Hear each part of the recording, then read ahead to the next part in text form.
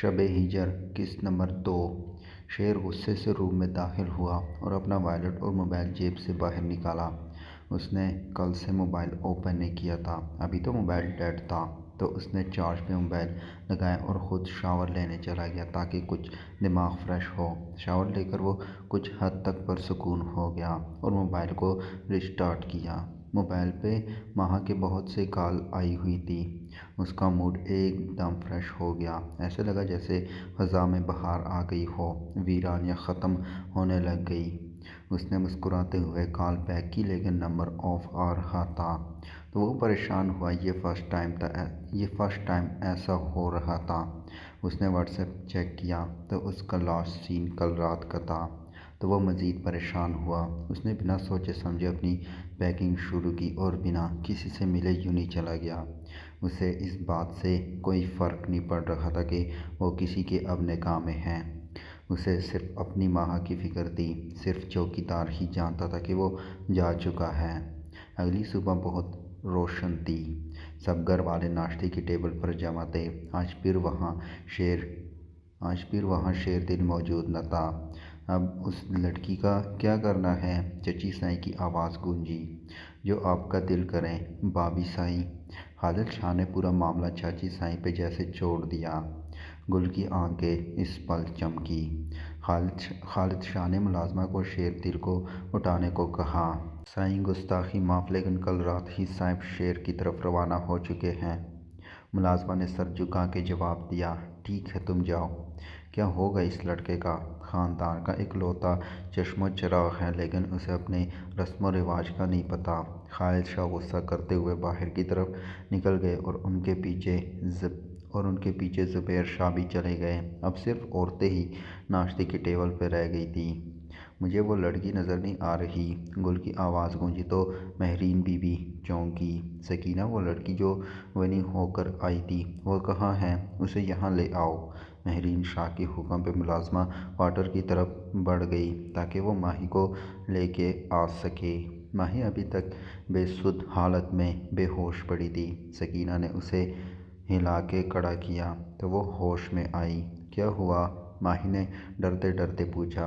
بلاوا آیا ہے، بڑی بی بی سائیں نے بلایا ہے۔ تو ماہی خاموشی سے اٹھ کھڑی ہوئی اور اپنے پورے چہرے کو چادر سے ڈھانپ لیا۔ تو سکینہ حیران ہوئی۔ آپ اپنا چہرہ کیوں ڈھانپ رہی ہیں؟ سکینہ نے حیرانگی سے پوچھا کیونکہ حویلی میں کسی مرد کو آنے کی اجازت نہیں حاصل تھی۔ صرف ایک بڑی عمر کی ملازمہ مردان خانے میں جاتی تھی، باقی کسی مرد کو زنان خانے میں آنے کی اجازت حاصل نہ تھی۔ مجھے اچھا نہیں لگتا کوئی مجھے دیکھے، ماہا نے مختصر سا جواب دیا لیکن اس پل بہت سی باتیں اس کے ذہن میں گردش کرنے لگ گئیں اور ساتھ ہی اس بے وفا کی یاد آنے لگ گئی جو کہتا تھا کہ دنیا سے تمہیں چھین لوں گا، جو کہتا تھا کہ اگر کسی نے تم پہ ہاتھ بھی اٹھایا تو وہ پہلے مجھ سے ٹکرائے گا بعد میں تمہیں ہاتھ لگائے گا۔ کوئی جا کے اسے بتاتا کہ ماہی بے گھر ہو چکی ہے۔ تمام سوچوں کو اپنے ذہن سے جھٹک کے ماہی باہر کی طرف بڑھی اور اس کے ساتھ سکینہ بھی باہر کی طرف لپکی۔ سونے پہ سہاگا۔ ماہی کا پورا جسم دکھ رہا تھا۔ زندگی میں پہلی دفعہ کسی نے اس پہ ہاتھ اٹھایا تھا۔ کچھ اس جسمانی تکلیف کے ساتھ ساتھ دماغی تکلیف سے بھی گزر رہی تھی۔ اس بے وفا کی یادیں اس کے دل و دماغ کو بری طرح سے مفلوج کر رہی تھی۔ اسے جسمانی تکلیف اتنا درد نہیں دے رہی تھی جتنا اسے دماغی تکلیف درد دے رہی تھی۔ وہ اپنی حالت اس وقت کسی سے بھی بیان نہیں کر سکتی تھی۔ اسے آج پتہ چلا تھا کہ دل کے درد سے زیادہ بڑا کوئی درد نہیں ہوتا اور اس درد کی تکلیف سب سے زیادہ ہوتی ہے جو درد کسی کو بتایا نہ جا سکے۔ وہ کسی اور کے نکاح میں ہو کر بھی کسی اور کو سوچ رہی تھی۔ جیسے جو ماہی ڈائننگ ٹیبل کے قریب پہنچی تو گل کو دیکھ کے ایک دم پیچھے ہٹی۔ واہ بھائی کیا کہنے اس لڑکی کے، گل نے کلیپنگ کرتے ہوئے کہا۔ زنان خانے میں اس نے پردہ کیا ہے، یہ خود کو کیا دکھانا چاہتی ہے؟ گل نے زہر اگلتے لہجے میں کہا۔ اس رقاصہ کے بھائی نے میرے بیٹے کا قتل کیا ہے، میں اسے مار ڈالوں گی۔ آشنا بیگم اٹھ کھڑی ہوئی اور ماہی کے چہرے پہ تھپڑ دے مارا، لیکن اس پر ماہی کو تھپڑ سے زیادہ ان کے لفظوں نے تکلیف پہنچائی۔ کاش کہ وہ اسے مار لیتی لیکن رقاصہ کا لقب تو نہ دیتی۔ اس نے اس بے وفا کے علاوہ کبھی کسی مرد کو سوچا بھی نہ تھا۔ اس پر ماہی پہ انکشاف ہوا کہ محبت کا درد تو بہت چھوٹا درد ہے۔ کیسی ڈھیٹ لڑکی ہے، اسے تو مار پہ بھی فرق نہیں پڑتا۔ اشنا شام تک کے بیٹھ گئی۔ بابی بیگم، اسے مارنے سے کوئی فائدہ حاصل نہیں ہوگا۔ اس سے پورے گھر کی صفائی کروائی جائے اور ملازموں کے کھانے بھی اسی سے پکوائے جائیں، تب اس لڑکی کی ہوش ٹھکانے آئے گی۔ نفرت سے بھری ہوئی آواز تھی۔ وہ عورت جتنی خوش شکل تھی اتنا ہی اس کی آواز میں نفرت کی آمیزش تھی۔ سنو لڑکی، لگ جاؤ کام پہ۔ تمہیں تب تک کھانا نہیں ملے گا جب تک تم کام سارا مکمل نہیں کرو گی۔ اشنا بیگم یہ کہتے وہاں سے چلی گئی اور گل جاتے ہوئے دھکا دینا نہ بھولی تھی، لیکن مہرین شاہ نے کچھ نہیں کہا۔ وہ خاموشی سے وہاں سے چلی گئی۔ اس وقت وہ لڑکی قابل رحم لگ رہی تھی۔ شیردل کی پریشانی اس وقت حد سے زیادہ بڑھی تھی جب اس نے ماہی کو یونی میں نہ دیکھا۔ وہ اس کی کلاس سے ہو کر آیا تھا۔ وہ 2 دن سے غیر حاضر تھی اور سونے پہ سہاگا، اس کا نمبر بھی سوئچ آف آ رہا تھا۔ اس پل کوئی شیردل سے پوچھتا کہ اسے کیا چاہیے تو وہ بنا سوچے ماہی کا نام لے لیتا۔ اس نے ایک نظر یونی پہ دہرائی جہاں ہر طرف سے اسٹوڈنٹ کی ریل پیل تھی۔ اس پل ماہی کی کمی وہ ہجوم بھی پوری نہیں کر پا رہا تھا۔ وہ خود بھی نہیں جانتا تھا کہ ماہی اس کے لیے کیا حیثیت رکھتی ہے۔ شاید وہ اس کا سکون بن چکی تھی۔ وہ بھول چکا تھا کہ وہ کسی اور کے نکاح میں ہے۔ اسے یاد تھا تو صرف اتنا کہ وہ کب سے ماہی سے نہیں ملا۔ دن پہ دن گزر رہے تھے۔ اب ماہی کو زندگی سے کوئی شکوہ نہیں رہا تھا۔ وہ جو ہمیشہ سے بڑے سے گھر کی خواہش کرتی تھی، اگر اسے پتہ ہوتا اس کی خواہش ایسی پوری ہوگی تو وہ کبھی خواہش ہی نہ کرتی۔ اس حویلی کے مردوں کے سامنے تو وہ آتی نہ تھی اور کبھی وہ چادر منہ سے ہٹاتی نہ تھی، اور نہ کسی عورت کو اتنا انٹرسٹ تھا کہ وہ اس کا چہرہ دیکھتی، اور نہ ماہی کا دل چاہتا تھا کوئی اسے دیکھے۔ اب تو اس کے چہرے پہ حلقے پڑ چکے تھے۔ صرف یہی نہیں، اس کا رنگ گلابی سے پیلا پڑ چکا تھا، لیکن اسے کوئی فرق نہیں پڑ رہا تھا۔ وہ منہ ضرورت کی وقت دھوتی تھی۔ وہ ملازمہ کے ساتھ کوارٹر رہتی تھی، پورا دن گدھوں کی طرح کام کرتی اور رات کو کوارٹر میں نیچے سونا پڑتا۔ یہ بھی شکر تھا کہ ان کی عورتوں کا اب ظلم نہیں کرتی تھی۔ ایک چیز جو اس کے ساتھ بری ہوئی وہ یہ کہ وہ اپنا موبائل گھر بھول آئی تھی۔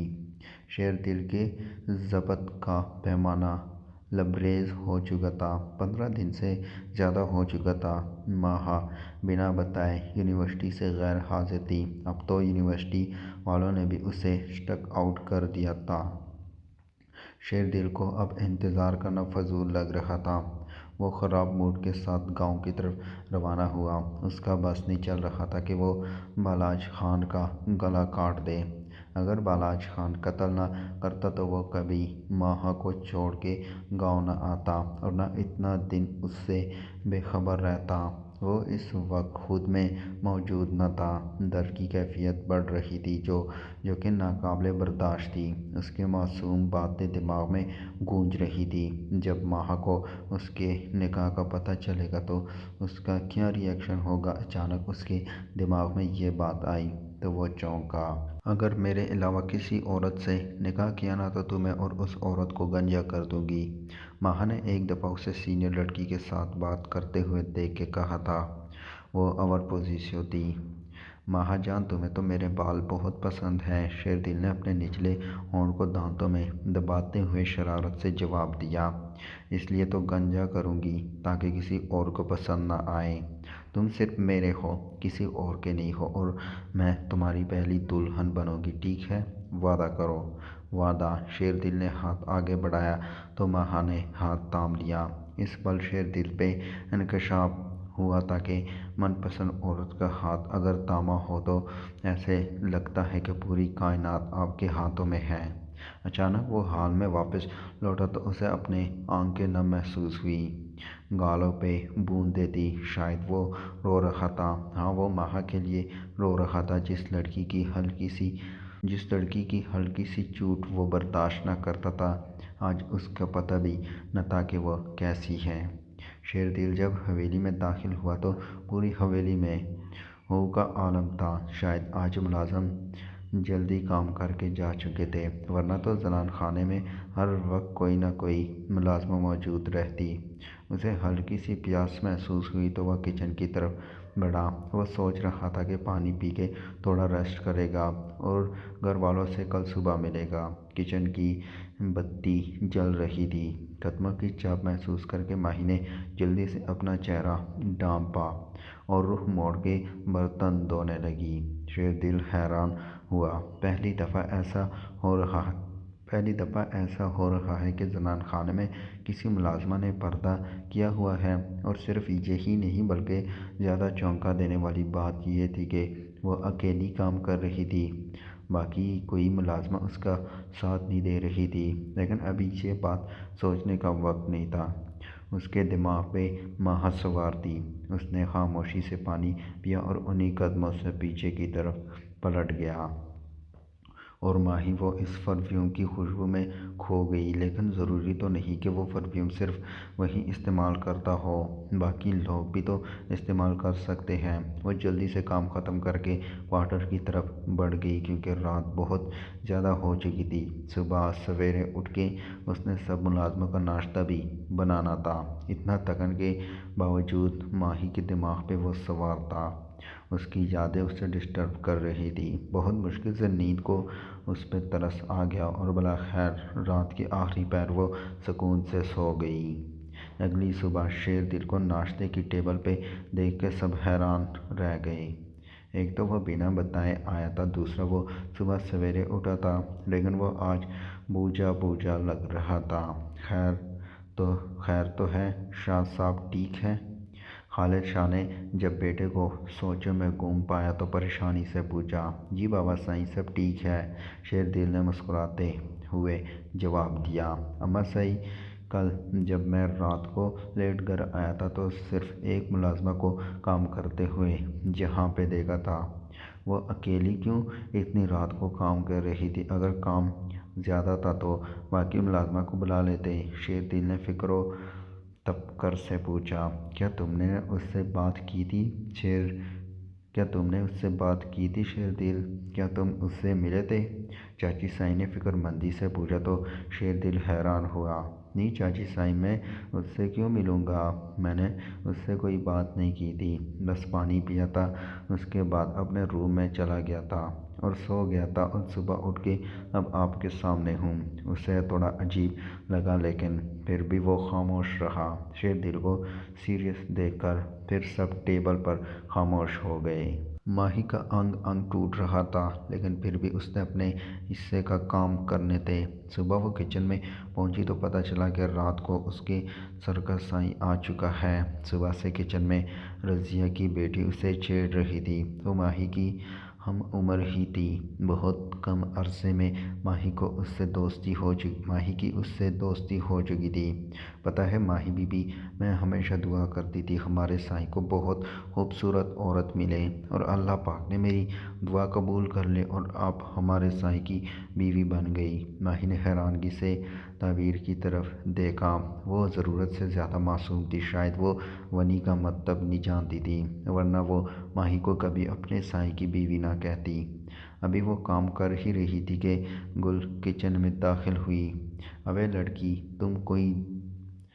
لڑکی تم کوئی دنوں کے لیے اس حصے میں داخل نہیں ہوگی، جب شاہ بھائی چلے جائیں گے تب یہاں کے کام کرو گی۔ ابھی تم صرف کوارٹر میں رہو گی اور اپنی شکل کسی کو نہیں دکھاؤ گی۔ ماہی کو بھی کوئی شوق نہ تھا ان کے سائیں سے ملنے کا، تو وہ خوشی خوشی کوارٹر کی طرف بڑھ گئی۔ اس کے دل کی مراد پوری ہو چکی تھی، لیکن وہ نہیں جانتی تھی کہ وہاں اور بھی کام اس کے لیے رکھا ہوا ہے۔